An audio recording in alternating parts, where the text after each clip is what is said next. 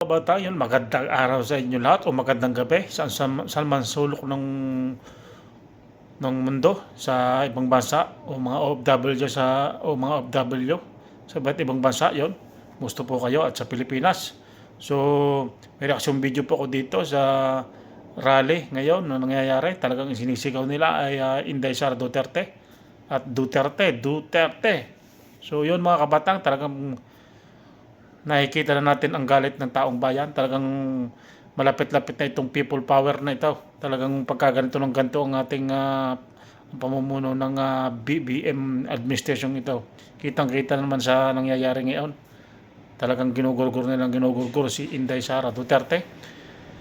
Sila ay gusto nilang imbestigahan lagi yung confidential fund na $125 million, 125 million na peso, pero yung mga hindi nila inimbestigahan yung sa mga kinuha nila sa mga PhilHealth, sa mga PhilHealth, GSIS at saka sa SS. Grabe mga kabatanga. Bilyon-bilyon, 62 billion sa GSIS, PhilHealth 89 billion. Tsaka yung mga confidential fund ng Office of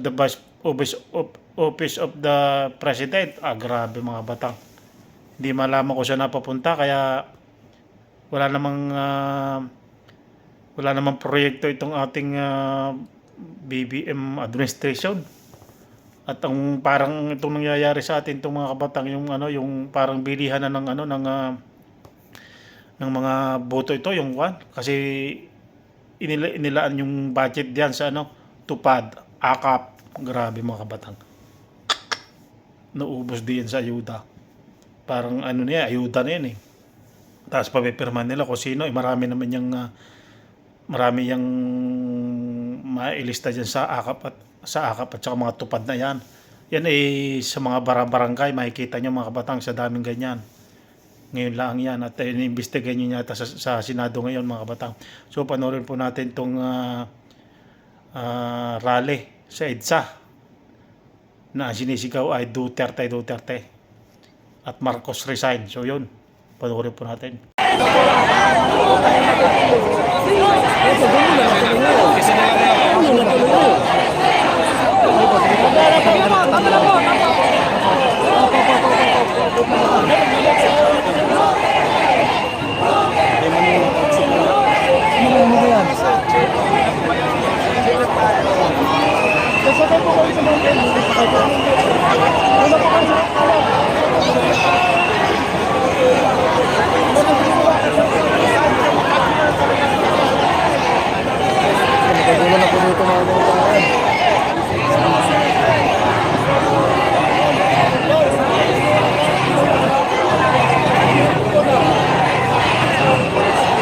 Wala na mga boga, ang dami ng pulis dito ngayon. Kasigawan na dito sa kabila mga kabawa, nagkasigawan na.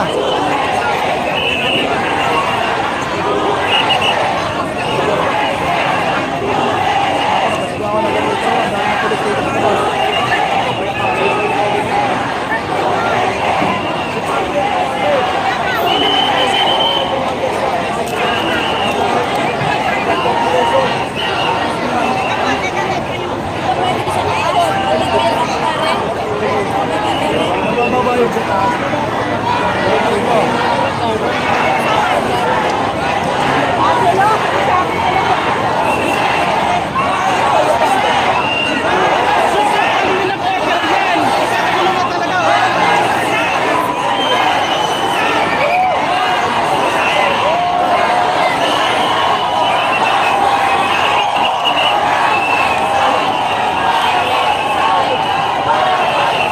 Grabe ito mga kababayan.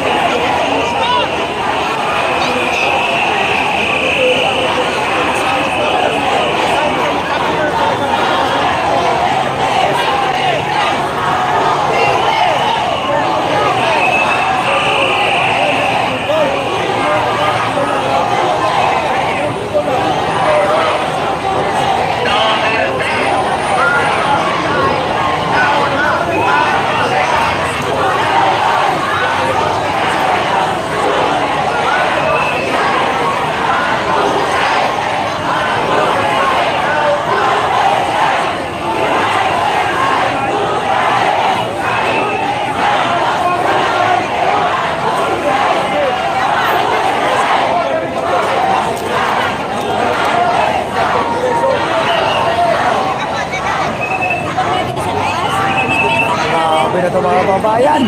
Ito na ang hinihintay. Nandito lang pala yung mga tao sa gilid-gilid.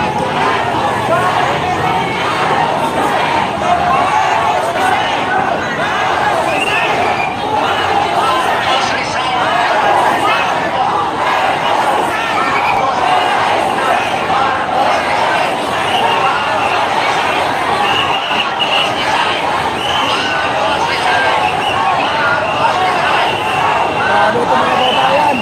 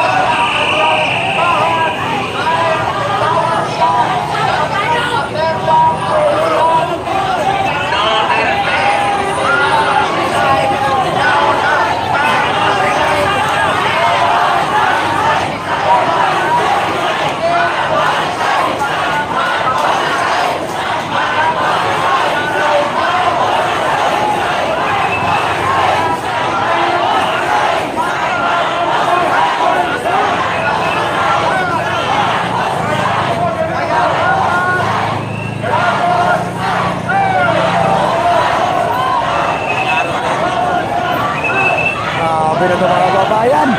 Ito na ang hinihintay. Nandito lang pala yung mga tao sa gilid-gilid.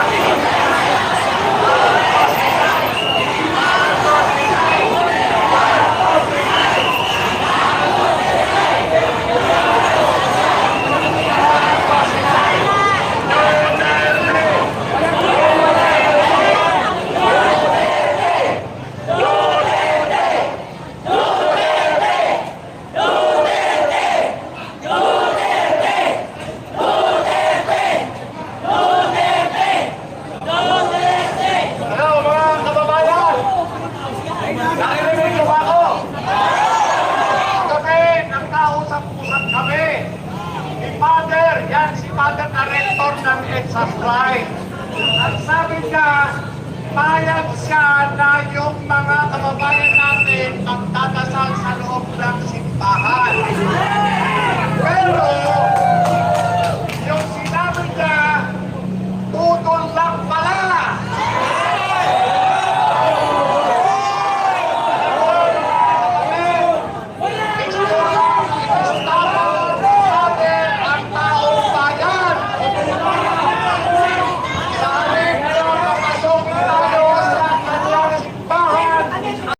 Yun mga kabatang, napanood natin yung mga rallying yan, talagang galit na galit mga taong bayan. So yun mga kabatang, alam niyo sa panahon ito mga kabatang sa social media, nung panahon ni Marcos noon 1980s, 1970 mga kabatang. Nung panahon nandun lang naniniwala tayo sa mga bali-balita, sa mga ABS-CBN, mga kung anong balita. Kasi ang uso noon, TV lang at saka yung radyo. Ngayon, marami ng social media, marami ng cellphone, marami ng vlogger kagaya natin mga kabataan. Kaya nakikita ng taong bayan ang mga maling ginagawa ng BBM administration. Kaya wala silang kawala kahit anong gawin nila. Kasi noong unang panahon, wala pang ganyan mga vlogger, wala pang mga cellphone kagaya nito. At saka wala pang mga vlogger noon. Ngayon, sobrang dami na ng vlogger. So, dito lang tayo mga kabatang sa pinaniwalaan nating mga Duterte na kailangan mailuklok natin uli sa 2028 para ang kaban ng bayan ay hindi na manakaw. So, yun. Maraming salamat sa inyong lahat panunood at comment down below. At subscribe na rin kayo sa aking YouTube channel at para mapalaganap natin ang katotohanan. So, yun.